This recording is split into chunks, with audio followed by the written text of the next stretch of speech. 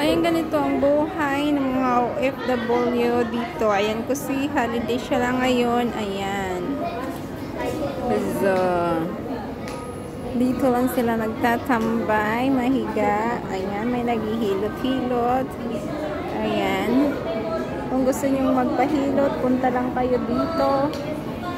Ayan. Dito lang yan sa Tin Hau. Tapos pwede ka dito mahiga-higa. Ayan, higa-higa. Tapos may nagtitinda dito. Ayan yung tinda nila. Ayan. May nagtitent.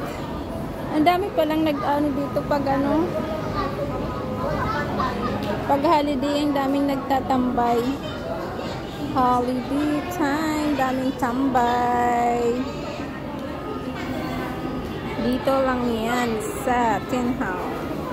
Ito ang buhay ng OFW pag di off. Dito lang sila nakahiga sa mga tabi-tabi.